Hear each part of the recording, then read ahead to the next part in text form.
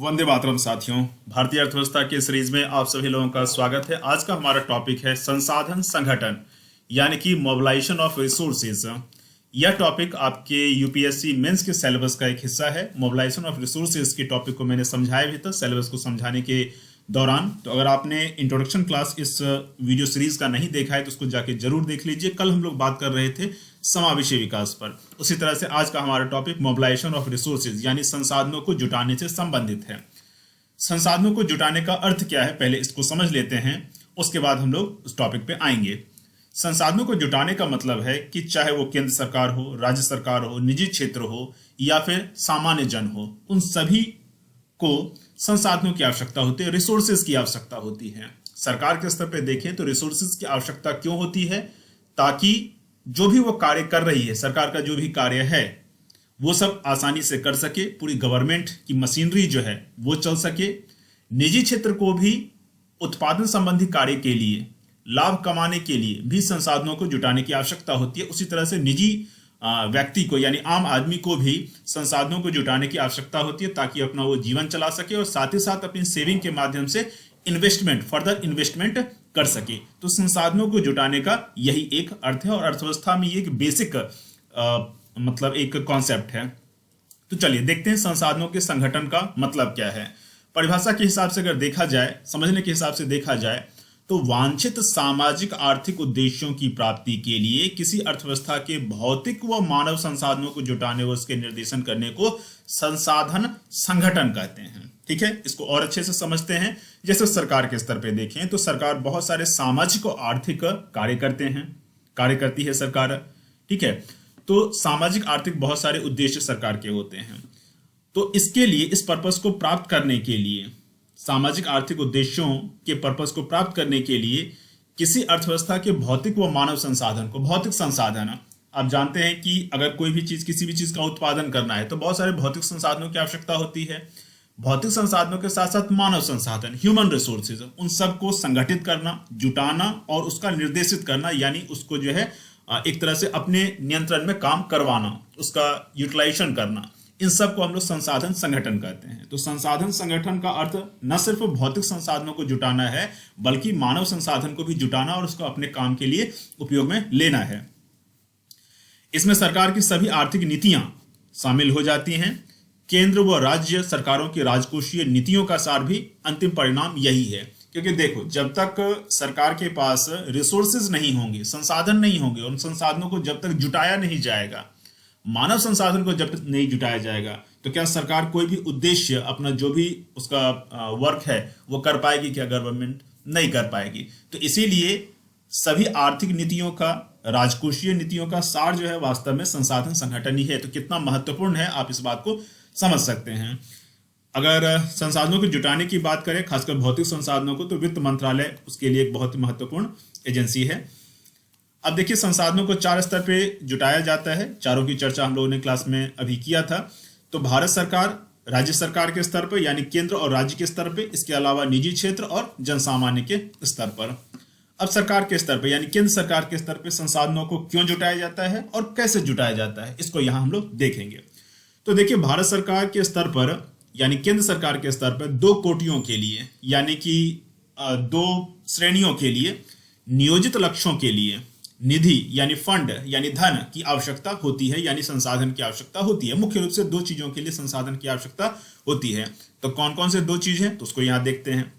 पहला मामला तो यह है कि अधिसंरचना संबंधी लक्ष्य यानी कि इंफ्रास्ट्रक्चरल टारगेट।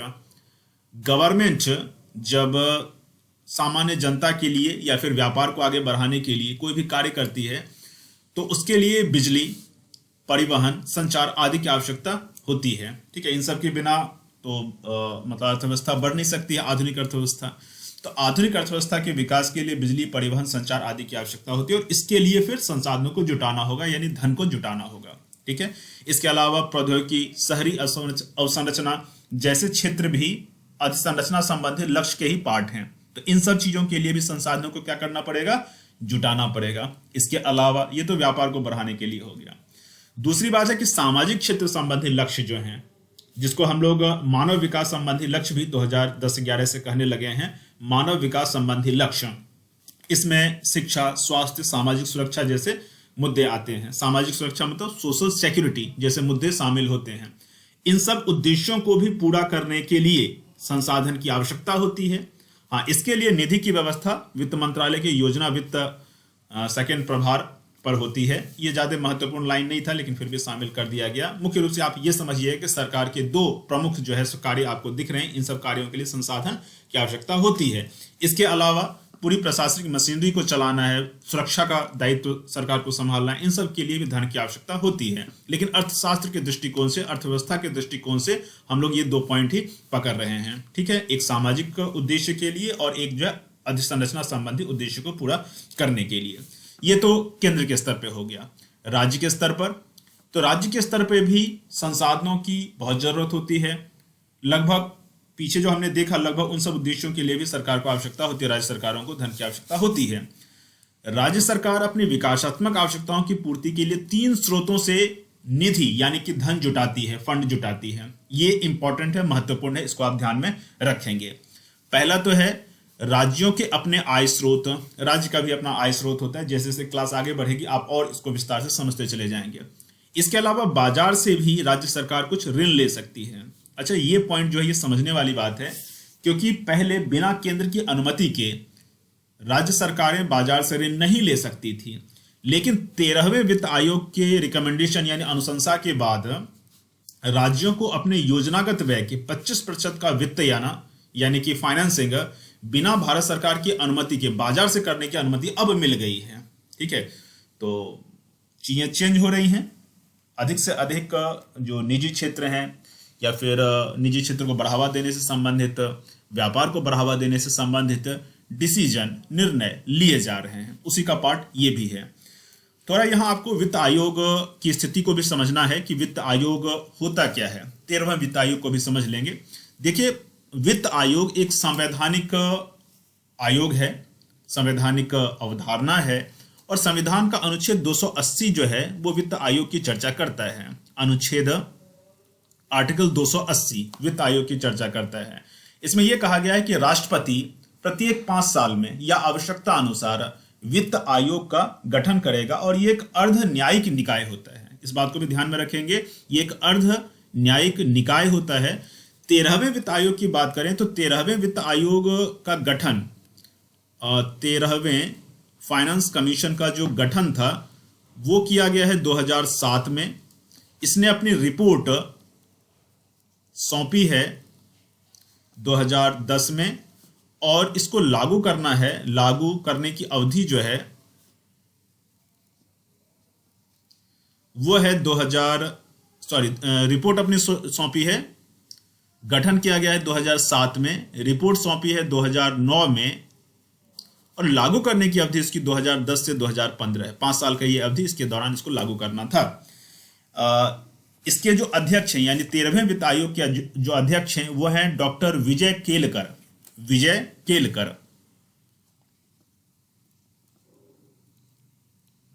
ये कुछ बेसिक बातें हैं, इसको ध्यान में रखिएगा। और 13वां वित्त आयोग इस कारण से भी बहुत ज्यादा मतलब इंपॉर्टेंट है। उसका कारण है कि यह केंद्र और राज्य के बीच में टैक्स शेयरिंग यानी कर बंटवारे को लेकर के मुख्य रूप से ये बनाया गया था, गठित किया गया था, केंद्र और राज्य के बीच में टैक्स शेयरिंग को लेकर के। तो उसी संदर्भ में यहाँ ये भी एक पॉइंट कहा गया था 13वें वित्त आयोग के द्वारा, इसको मान भी लिया गया है। लेकिन हाँ, इसके लिए जो है ये इस शर्त को पूरा करने के मतलब ये जो इसको फायदा दिया गया है, राज्यों को बेनिफिट जो मिला है, उसके लिए शर्त भी है। शर्त उसके लिए ये है कि इसके लिए यह आवश्यक है कि उस राज्य ने, जिस राज्य को ये ऋण लेना है बाजार से, उसको राजकोषीय उत्तरदायित्व अधिनियम यानी फिस्कल रिस्पॉन्सिबिलिटी एक्ट्स को ढंग से प्रभावकारी बनाना पड़ेगा, इफेक्टिव बनाना पड़ेगा, तभी इस तरह का ऋण जो है बाजार से वो ले सकता है। अब आप कहेंगे कि ये सर फिस्कल रिस्पॉन्सिबिलिटी एक्ट्स क्या हुआ, तो इसके लिए आप देख लीजिए, इसका पूरा नाम जो है राजकोषीय उत्तरदायित्व अधिनियम ना होकर के इसका पूरा नाम जो है FRBM इसको कहते हैं। क्या कहते हैं? FRBM एक्ट, यानी कि fiscal responsibility and budget management act. Fiscal responsibility तो लिखा हुआ ही है, बजट मैनेजमेंट यानी BM ये भी लिख लीजिए, fiscal responsibility and budget management act. ये एक्ट जो है लागू हुआ था 3 में। और इसका जो मेन उद्देश्य है वो उद्देश्य यहां आप लिख लीजिए, वित्तीय अनुशासन, सरकारी राजस्व व सरकारी व्यय के बीच संतुलन। ठीक है, इसका मुख्य जो उद्देश्य है वो क्या है, वित्तीय अनुशासन। वित्तीय अनुशासन का अर्थ यहां ये हो गया कि सरकारी जो व्यय हो रहा है और सरकारी जो आमदनी हो रही है, ठीक है, उल्टा करके देख लीजिए, सरकारी आमदनी यानी सरकारी राजस्व और सरकारी व्यय के बीच में संतुलन। ठीक है, वित्तीय अनुशासन का सामान्य अर्थ हो गया कि सरकारी राजस्व व सरकारी व्यय के बीच अनुशासन या संतुलन लिख लीजिए। अनुशासन इधर लिख लिया था तो रिपीट वर्ड नहीं होना चाहिए। सरकारी राजस्व व सरकारी व्यय के बीच संतुलन, इसी को जो है वित्तीय अनुशासन कहते हैं और राजकोषीय उत्तरदायित्व अधिनियम का यही उद्देश्य था। ठीक है, इस बात को आप ध्यान में रखेंगे। एफआरबीएम एक्ट 2003 का यही उद्देश्य था। तो इसको जिसने प्रभावकारी बना लिया है जिन राज्यों ने, उसके लिए ये वाला शर्त जो है वो फुलफिल होगा। ठीक है, आगे देखते हैं। तो राज्य तो एक तो यहां से मतलब बाजार से प्राप्त कर सकती है ऋण। दूसरी बात है कि राज्य सरकारें भारत सरकार से प्राप्त ऋण भी प्राप्त कर सकती है। ठीक है, ये दूसरी बात है। तीसरी बात यह है कि भारत सरकार के द्वारा कई सारी योजनाएं चलाई जाती हैं, योजनाओं में कई जगह हेल्प किया जाता है, तो उन सब से भी राज्य सरकारों को मतलब निधि धन प्राप्त हो जाता है। तो देखिए, इसको आप समझने की आवश्यकता है कि सेंट्रल स्कीम किस तरह से काम करते हैं, उसको हम यहां थोड़ा सा देख लेते हैं। तो देखिए, सेंट्रल स्कीम्स जो होते हैं, तो कुछ सेंट्रल स्कीम तो ऐसे होते हैं जिसको गवर्नमेंट, सेंट्रल गवर्नमेंट डायरेक्टली लागू करती है, उसको कहते हैं central sector scheme, central sector schemes. इसको सीएस आप कह सकते हो, यानी कि केंद्रीय योजनाएं। यहां जो लिखा हुआ है ना, केंद्र क्षेत्र की योजनाएं, ये वाली एक हो जाती है। एक दूसरा हुआ इसमें सेंट्रल स्पॉन्सर्ड स्कीम, यानी केंद्र प्रायोजित योजना। इसको CSS कह दो और इसको CS कह दो। ठीक है, तो सेंट्रल स्पॉन्सर्ड स्कीम, क्लियर है? ये दो तरह की है। इसमें क्या होता है सेंट्रल स्पॉन्सर्ड स्कीम में, कि ये सेंट्रल का डायरेक्ट स्कीम नहीं है, सेंट्रल द्वारा जो है प्रायोजित है या फिर स्पॉन्सर्ड है। तो इसमें क्या होता है कि राज्य सरकारों को ग्रांट मिलता है। राज्य सरकारों को क्या मिलता है? ग्रांट मिलता है, या फिर बहुत ही कम ब्याज दर पे लोन मिलता है। ग्रांट मिलता है या फिर बहुत कम ब्याज दर पे लोन मिलता है। और बहुत सारी योजनाएं जो है इस श्रेणी की होती हैं कि यानी केंद्र के द्वारा वो प्रायोजित हैं। केंद्र कहता है कि भाई ये योजना लागू करो, राज्य उसको लागू करता है, राज्य अपने हिसाब से लागू करता है। तो ये ज्यादा स्ट्रांग है, ये उतना स्ट्रांग नहीं है, लेकिन हाँ राज्य स्तर पे ये लागू किया जाता है गवर्नमेंट के, सेंट्रल गवर्नमेंट के ग्रांट या फिर लोन के आधार पे। अब जो यहाँ तीसरा लिखा हुआ है कि अतिरिक्त केंद्रीय आवंटन, यानी एडिशनल सेंट्रल एलोकेशन, एलोकेशन के जगह पर आप जो है असिस्टेंस भी लिख सकते हैं, तब इसका हो जाएगा ACA। ये क्या होता है? तो देखिए, जो CSS होता है यानी केंद्र प्रायोजित योजनाएं जो होती हैं, उसमें से कुछ योजनाओं को फ्लैगशिप स्कीम कहा जाता है। कुछ योजनाओं को, इसी स्कीम के अंतर्गत कुछ योजनाओं को जो है, कुछ योजनाओं को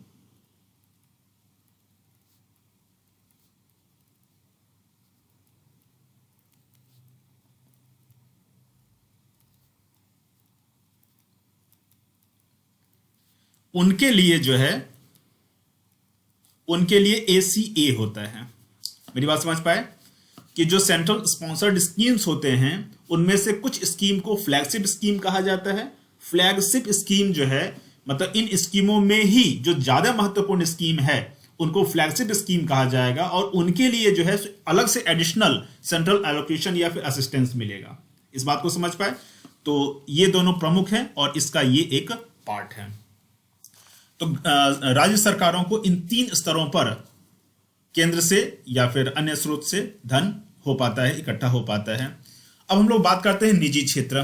तो देखिए, आज के तारीख में निजी क्षेत्र तो बहुत ही महत्वपूर्ण है, और शुरू से भी चूंकि भारत एक मिश्रित अर्थव्यवस्था वाला देश रहा है, तो केंद्र के साथ साथ सरकारों के साथ साथ निजी क्षेत्र भी संसाधन का मोबिलाइजेशन कर सके, ये जरूरी है ना।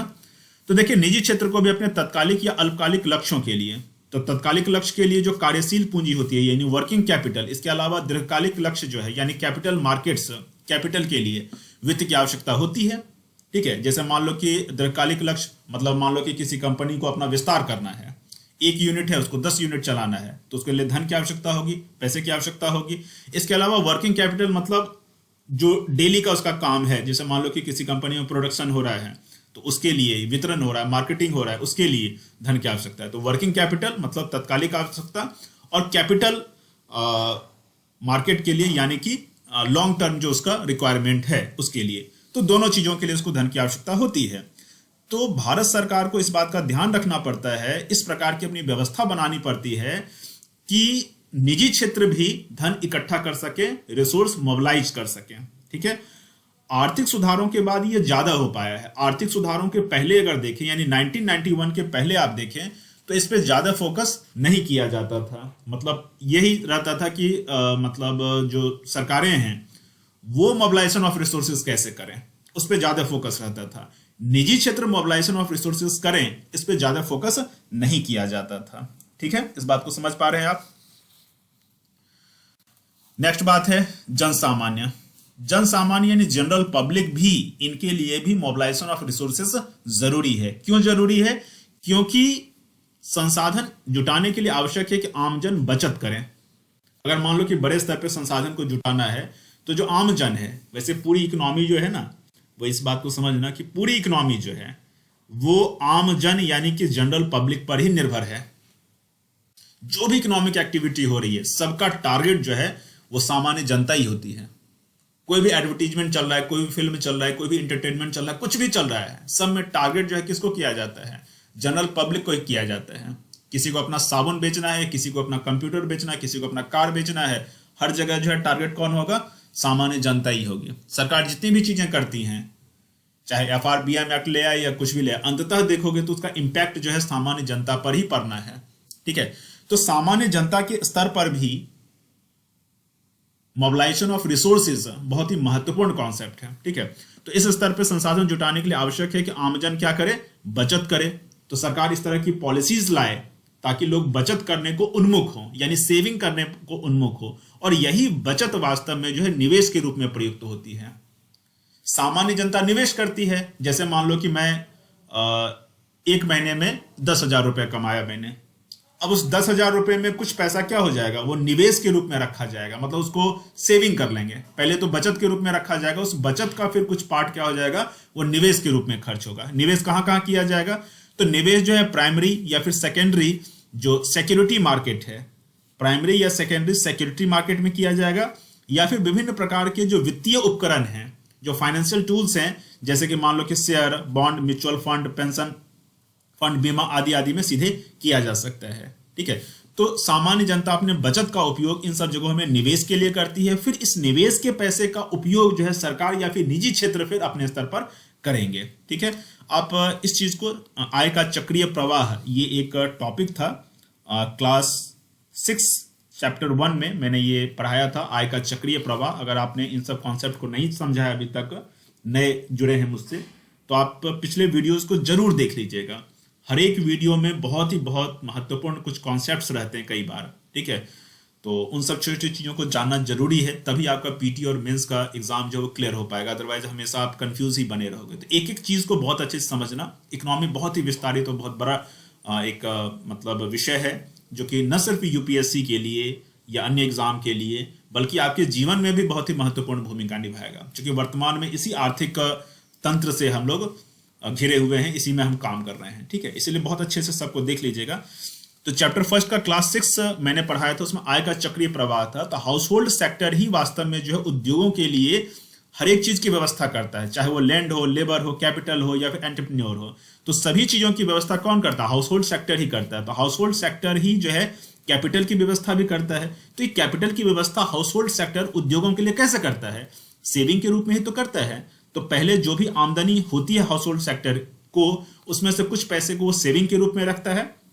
उसी सेविंग के पैसे का फिर क्या होता है कि निवेश के रूप में उपयोग हो जाता है, और ये निवेश का पैसा फिर जो है किसके कहाँ चला जाता है? उद्योगों के पास चला जाता है। फिर उद्योग इसका उपयोग करते हैं और फिर अपना गुड्स एंड सर्विसेज प्रोड्यूस करते हैं। ठीक है, अब चलिए आगे बढ़ते हैं। जन सामान्य अर्थव्यवस्था में मांग के प्रमुख चालक हैं। जैसा कि मैंने बताया कि वास्तव में अर्थव्यवस्था में डिमांड अगर क्रिएट हो रहा है, और अभी पूरी अर्थव्यवस्था जो है इसी आधार पर तो चलती है कि डिमांड एंड सप्लाई, तो जैसा डिमांड किया जाएगा वैसा सप्लाई होगा, है ना।